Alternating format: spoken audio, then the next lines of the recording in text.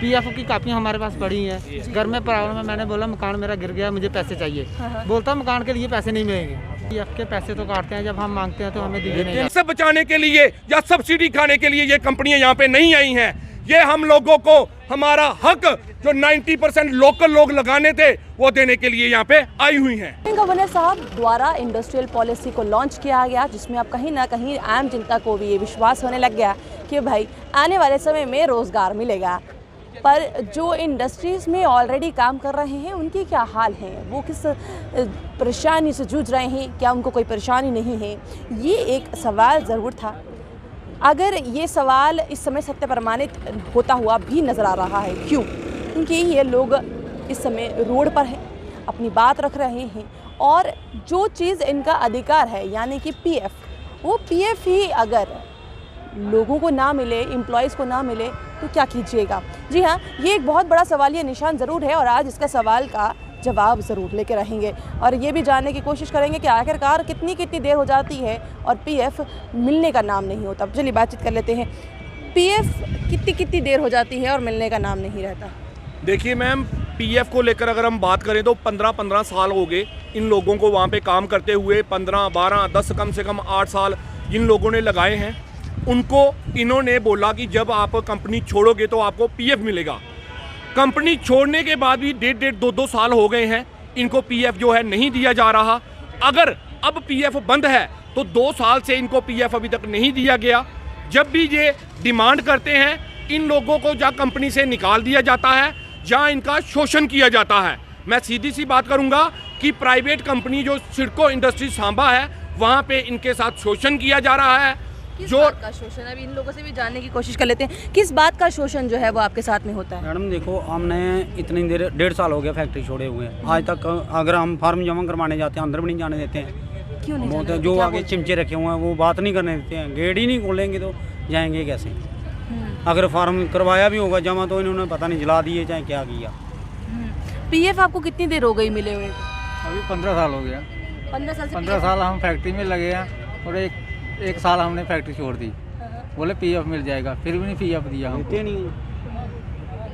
तो पीएफ के पैसे वगैरह कभी कटे हैं आपके यहाँ? कुछ कभी ऐसा कुछ हुआ हो? हाँ मैम, पीएफ के पैसे तो काटते हैं, जब हम मांगते हैं तो हमें दिए नहीं नहीं है। जाते। तो इसका मतलब जैसे घर में कोई प्रॉब्लम बन जाए, अगर हम एक बार बोलेंगे हमें 20,000 चाहिए तो 6-7 महीने के बाद में 10,000 दे देगा।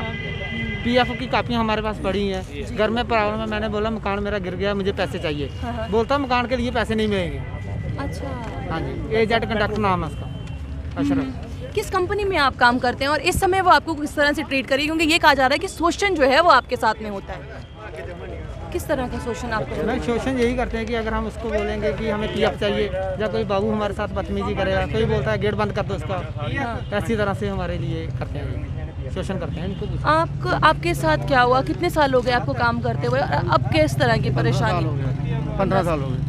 अब किस तरह की परेशानी आ रही है जो आपको सड़कों पर बैठना पड़ रहा है? मैडम जी, जो पैसा काटते हैं वो पैसा जमा नहीं करवाते हैं और परेशानी। प्रोविडेंट फंड की जो कॉपी होती है वो देख लीजिए, इनके हाथ में सबूत है कि इनके पैसे तो कट रहे हैं पर अभी तक इनके पास 1 रुपया भी इस तरह इनका नहीं आया। यानी कि ये इनकी खुद की गाड़ी मेहनत की कमाई है, जो कि इनकी गाड़ी मेहनत की कमाई इनको मिलनी चाहिए। ये एक टाइप का हम कह सकते हैं कि एक एटीएम में पैसे बैंक में पैसे जमा कराने वाली बात होती है, जो आने वाले समय में जब परेशानी हो तो हम उसमें निकाल सकते हैं। कब क्या लगा था कि प्रोविडेंट फंड में अपने कहाँ यूज़ करूँगा और आज प्रोविडेंट फंड मिल नहीं रहा? यही नेम सब मकान का काम चालू किया था, तो हमने बोला मकान बनाएंगे तो हमने ठेकेदार को बोला पीएफ चाहिए, बोरा कंपनी छोड़ो कि फिर मिलेगा 3 महीने के बाद। हमारे भाइयों ने छोड़ा, उनको 1-2 साल हो गए, अभी नहीं मिल रहा है जी।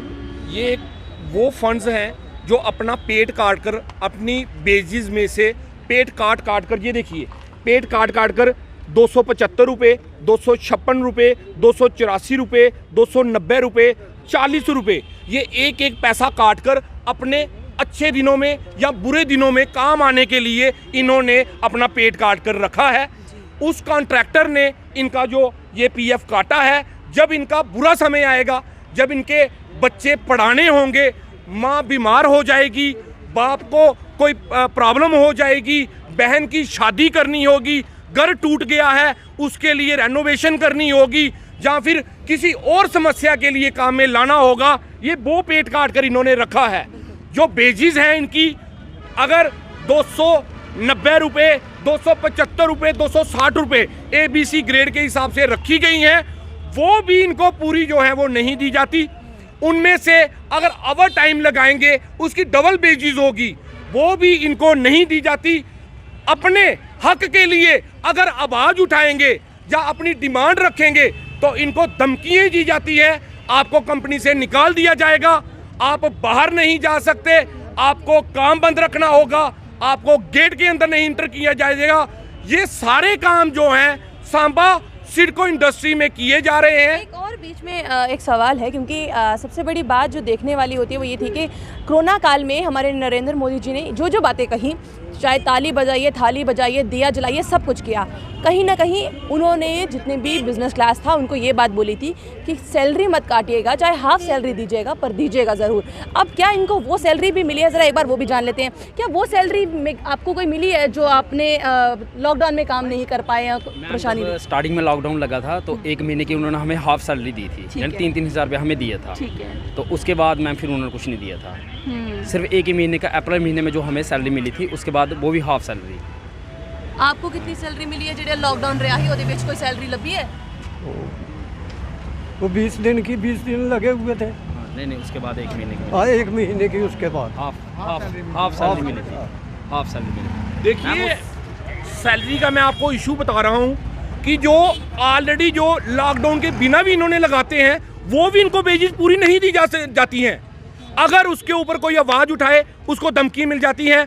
बहुत सी ऐसी हमारी माताएं बहनें जो घर का गुजारा नहीं हो पाने के कारण, किसी का पति बीमार है, किसी के बच्चे पढ़ नहीं पा रहे हैं, वो एक मजदूरी करने के लिए इंडस्ट्रीज में अपने पैसे, अपना खर्चा पूरा करने के लिए नहीं, घर परिवार चलाने के लिए, अपने बच्चों का पेट भरने के लिए आती हैं, उनको बेजिस नहीं दी जा रही, उनकी बेजिस काट ली गई है, महिलाओं की। और आज वो इस कंडीशन में है कि वो घर से बाहर तक नहीं निकल पा रही। मैं हमारे जम्मू के मीडिया को भी हाथ जोड़कर ये विनती करूंगा कि कभी हमारे सांबा में आइए, हम सांबा में आपको वो महिलाओं से मिलाते हैं जिनको आज 5-5 साल हो गए ये अपनी कंपनी छोड़े हुए, ना इनको ग्रेजुटी मिली, ना इनको वो लास्ट मंथ की पे मिली, ना इनको इनका PF मिला, और ना ही इनके साथ कोई ऐसा कंपनी की तरफ से कोई घर में आकर या पूछकर इन लोगों को पूछा गया कि क्यों निकाला गया है। क्योंकि ये सारा काम जो है सारी कंपनी के रले मिले ऑफिसरों के साथ और डिपार्टमेंटों के साथ मिलकर हो रहा है। उसका मेन जो कारण है, ये डिपार्टमेंट और जो कंपनी के ऑफिसर हैं यहाँ पे लगे हुए हैं, ये सारे मिलकर इन गरीबों का हक मांग रहे हैं। हम ये कतई बर्दाश्त नहीं करेंगे।